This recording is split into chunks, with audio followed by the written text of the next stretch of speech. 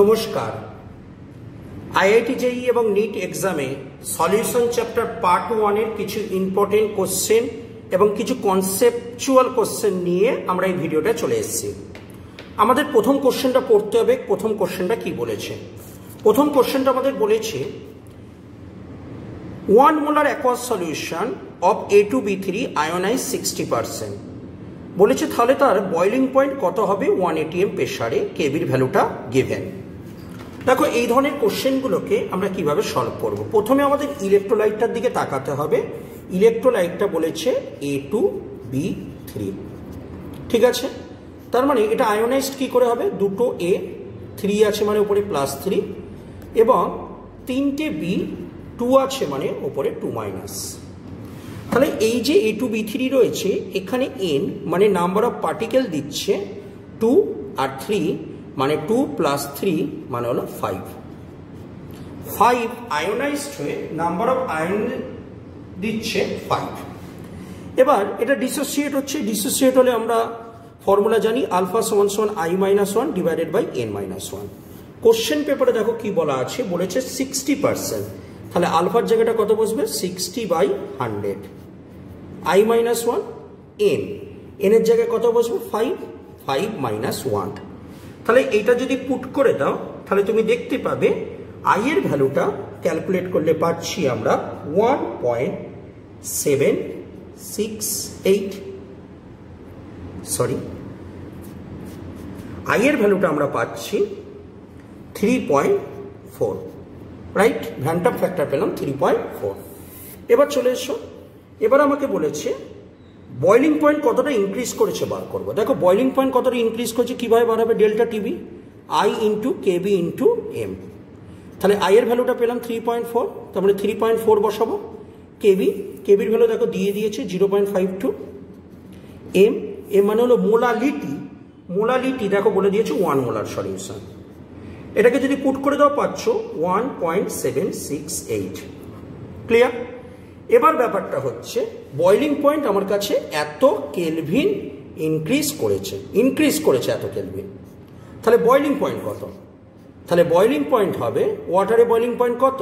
100 degree Celsius মানে 373 kelvin plus 1.768 মানে 374.768। তাহলে এই ভ্যালুটার কাছাকাছি কোন অপশনটা রয়েছে? দেখো এই ভ্যালুটার কাছাকাছি অপশন সি রয়েছে, তার মানে অপশন সি হবে আমার এখানে অ্যান্সার। নেক্সট কোশ্চেন দিয়েছে। নেক্সট কোশ্চেন বলেছে আমাকে, এই কোশ্চেনটায় বলেছে লোয়েস্ট বয়লিং পয়েন্ট কোনটা হবে। ভালো করে কোশ্চেনটা পড়বে, লোয়েস্ট বয়লিং পয়েন্ট কোনটা হবে। এখন আমরা জানি বাইরে থেকে যত আমরা সলিউট অ্যাড করব সেখানে বয়লিং পয়েন্টটা কি হয়? ইনক্রিজ করে, রাইট? তো বয়লিং পয়েন্ট ইনক্রিজ করছে বাইরে থেকে সলিউট অ্যাড করলে, তার মানে ডেল্টা টিবি কতটা ইনক্রিজ করছে আমরা জানি I × KB × M। এটা হলো ফর্মুলা, এটা আমরা জানি। এবার তুমি ভালো করে কোশ্চেনটার দিকে তাকিয়ে দেখো, 4টে যে অপশন দেওয়া আছে এই 4টে অপশনের আইটা বার করো। Na2SO3 দেখো, Na2SO3 ভাঙলে কি হয়? Na2SO3 ভাঙলে দুটো Na+ আর SO3 2- দেয়, মানে নাম্বার অফ আয়নের সংখ্যা হচ্ছে, ভ্যান্টাম ফ্যাক্টর হচ্ছে 2 আর 1 মানে 3, যদি ধরে নিই 100% ডিসোসিয়েট হচ্ছে। গ্লুকোজ ভাঙলে কি হয়? গ্লুকোজ ভাঙলে ওই একটাই কম্পাউন্ড থাকবে, 0.1 মোলার মানে 0.1 মোলারই থাকবে। তার মানে গ্লুকোজের ভ্যান্টাম ফ্যাক্টর হচ্ছে, গ্লুকোজ দেওয়া আছে তো না, সরি সুক্রোজ দেওয়া আছে 22 ও 11। তাহলে কম্পাউন্ডটা ব্রেক হয় না, ব্রেক না হলে তার ভ্যান্টাম ফ্যাক্টর কত হবে? ভ্যান্টাম ফ্যাক্টর হবে 1, ঠিক আছে। তারপর অপশনটা চলে এসো। তারপর দেওয়া আছে দেখো MgCl2। দেখো MgCl2 কিভাবে ভাঙে? MgCl2 ভাঙলে Mg2+ আর কি দেয়? 2Cl-। তাহলে ভ্যান্টাম ফ্যাক্টর কত হচ্ছে? 3টে আয়ন দিচ্ছে, ভ্যান্টাম ফ্যাক্টর হচ্ছে 3। পরেরটা চলে আসো অ্যালুমিনিয়াম নাইট্রেট। দেখো অ্যালুমিনিয়াম নাইট্রেট ভাঙলে যেটা দিচ্ছে অ্যালুমিনিয়াম +3 আর 3টে NO3-। তার মানে ভ্যান্টাম ফ্যাক্টর হচ্ছে এখানে 1 আর 3 মানে 4। তাহলে দেখো ভ্যান্টাম ফ্যাক্টর যত বাড়বে তত I বাড়বে, I বাড়লে ডেল্টা টিবি বাড়বে, ডেল্টা টিবি বাড়লে বয়লিং পয়েন্ট বাড়বে। আমাকে জিজ্ঞেস করছে বয়লিং পয়েন্ট সবচেয়ে কোনটা কম? Lowest boiling point. তাহলে লোয়েস্ট বয়েলিং পয়েন্ট মানে এটা বুঝতে পারছো নিশ্চয়ই আই এর ভ্যালু কম হতে হবে, কারণ আই এর ভ্যালু কম হলে তবেই ডেল্টা টিবির ভ্যালু কম হবে, তাহলে বয়েলিং পয়েন্ট কম বাড়বে এবং বয়েলিং পয়েন্টের ভ্যালুটা কম হবে। তাই জন্য আমার কাছে অপশান বি, যেটা আমার কাছে সুক্রোজ রয়েছে, সেটা হবে আমার কাছে অ্যান্সার। ঠিক আছে, পরের কোশ্চেন বলেছি ইউনিট অফ ক্রায়োস্কোপিক কনস্ট্যান্ট কত। দেখো ক্রায়োস্কোপিক কনস্ট্যান্ট কোনটাকে বলি আমরা, কে এফ কে। কে এফ মানে কি হবে, আর T F square 1000 into L F, তাই তো। কে এফ এর ইউনিটটা কি ছিল, কেলভিন কেজি মোল ইনভার্স। তাহলে কেলভিন কেজি মোল ইনভার্স হলো আমার কাছে ক্রায়োস্কোপিক কনস্ট্যান্ট। তাহলে অপশান সি। নেক্সট কোশ্চেন বলেছে, নেক্সট কোশ্চেন বলেছে আমাদের কাছে লোয়েস্ট ফিজিং পয়েন্ট।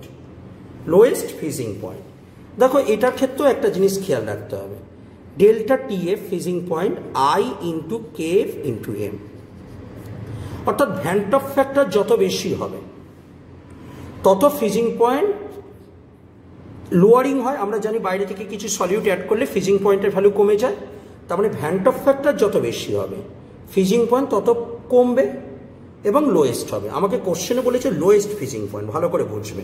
কোশ্চেনে আমাকে বলেছে লোয়েস্ট ফিজিং পয়েন্ট, এটা খুব ইম্পর্টেন্ট কথা।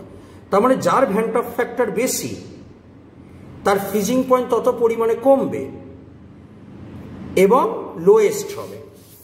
তাহলে এই চারটে অপশনের মধ্যে যদি তাকাই, ইউরিয়া কম্পাউন্ডটা কিন্তু ডিসোসিয়েট হয় না, তাই ইউরিয়ার ক্ষেত্রে ভ্যান্ট অফ ফ্যাক্টর হলো 1। বেরিয়াম সালফেট যদি দেখি BaSO4, তার মানে Ba2+ আর SO4 2-, তাহলে কটা আয়ন দিচ্ছে, নাম্বার অফ আয়নের সংখ্যা হচ্ছে 2। আচ্ছা, পটাশিয়াম ক্লোরাইড KCl, এটার ক্ষেত্রে দেখো K+ এবং Cl- দিচ্ছে, তাহলে নাম্বার অফ আয়নের সংখ্যা কত হচ্ছে 2। ফ্রুক্টোজের C6H12O6 হয়ে থাকে, গ্লুকোজের মতনই ফর্মুলা, শুধু স্ট্রাকচারটা আলাদা হয়, কিটোন স্ট্রাকচার থাকে। তো এটা কোভালেন্ট কম্পাউন্ড, ব্রেক হয় না, তার মানে ভ্যান্ট অফ ফ্যাক্টর হচ্ছে 1। তাহলে আমরা দেখতে পাচ্ছি ভ্যান্ট অফ ফ্যাক্টর যত বাড়বে, ভালো করে তাকিয়ে থাকো, ভ্যান্ট অফ ফ্যাক্টর যত বাড়বে ফিজিং পয়েন্ট তত কমবে, এবং ফিজিং পয়েন্ট যত কমবে তত ফিজিং পয়েন্ট কি হবে, লোয়ার হবে। ঠিক, তাহলে দেখতে পাচ্ছি এই দুজনের ভ্যান্ট অফ ফ্যাক্টর সেম হচ্ছে। তাহলে এই দুজন সেম সলিউশন, যাদের ফিজিং পয়েন্ট কি হবে, সব থেকে লোয়েস্ট হবে। তার মানে কোশ্চেন নম্বর 4 এর অপশন হলো বি এবং সি। চলে এসো কোশ্চেন নাম্বার 5। কোশ্চেন নাম্বার 5 বলেছে determine the elevation of boiling point, মানে ডেল্টা টিবির ভ্যালু বার করতে বলেছে। In aqueous solution 1 mole of solute density বলেছে 1.2 গ্রাম পার লিটার। এখন এখানে ডেন্সিটি ভ্যালুটা কিভাবে ইম্পর্টেন্ট কাজ করছে সেটা আমরা দেখব। দেখো আমরা কি জানি, আমরা এটা জানি যে ডেন্সিটি সমান হলো মাস বাই ভলিউম। তাহলে ডেন্সিটি ভ্যালুটা আমাকে কত বলেছে, ডেন্সিটির ভ্যালুটা বলে দিয়েছে আমাকে 1.2। তাহলে 1.2 বসালাম, মাস ভলিউম মনে করো 1 লিটারে কাজটি করছি, তার মানে 1000 ml, তার মানে মাস কত হবে, মাস হবে 1200 গ্রাম, রাইট। তাহলে এটা মাস, ওকে, মাস, কারণ এম দিয়ে আমরা মোলারিটিও দেখাই, ঠিক আছে। তাহলে মোলারিটি কত হবে, আমরা জানি কি mole per litre, sorry mole by kg, mole by kg. তাহলে দেখো 1200 গ্রামটাকে আমি কেজিতে কনভার্ট করলে 1200 ডিভাইডেড বাই 1000 মোল। আমাকে কোশ্চেন পেপারে বলে দিয়েছে, দেখো 1 মোল অফ সলিউট বলেছে, দেখো 1 মোল অফ সলিউট। তাহলে 1 মোল অফ সলিউট হলে ওপরের মোলটাকে কত লিখবো, 1। তার মানে এই ভ্যালুটা যদি ক্যালকুলেট করো তাহলে পাচ্ছ 0.98, ওকে, 0.98। এবার চলে এসছি, আমাকে বলেছে এলিভেশন অফ বয়েলিং পয়েন্ট কত হবে। তাহলে এলিভেশন অফ বয়েলিং পয়েন্টের ফর্মুলাটা কি জানি, delta TB I into KB into কি আছে এম। আমাকে কোশ্চেনটা দেওয়া আছে, কার দেওয়া আছে দেখো ভালো করে, গ্লুকোজ। গ্লুকোজ একটা কোভ্যালেন্ট কম্পাউন্ড, কোভ্যালেন্ট কম্পাউন্ড আমরা জানি ব্রেক হয় না, তাহলে ব্রেক হয় না মানে তার ভ্যান্ট অফ ফ্যাক্টর কত হবে 1। কেবিটা কেবি রইল, এম মানে মোলারিটি কত পেলাম 0.98, তার মানে আমার অ্যান্সারটা হবে 0.98 কেবি। এইটা হলো আমার কাছে অ্যান্সার, রাইট। তো আমরা দেখতে পাচ্ছি 0.98 কেবি, তার মানে আমার কাছে অপশন ডি হলো অ্যান্সার। তো এই ছিল আমাদের সলিউশন চ্যাপ্টারের উপর প্রথম সেটের কিছু এমসিকিউ কোশ্চেন। পরবর্তী ভিডিওতে আরও কিছু এমসিকিউ কোশ্চেন নিয়ে আমরা ডিসকাস করব, যেগুলো বিভিন্ন কম্পিটিটিভ এক্সামে তোমাদের খুবই হেল্পফুল হবে। ধন্যবাদ সঙ্গে থাকবার জন্য। আশা করব ভিডিওটা তোমাদের এক্সামের জন্য উপকারে আসবে। নমস্কার।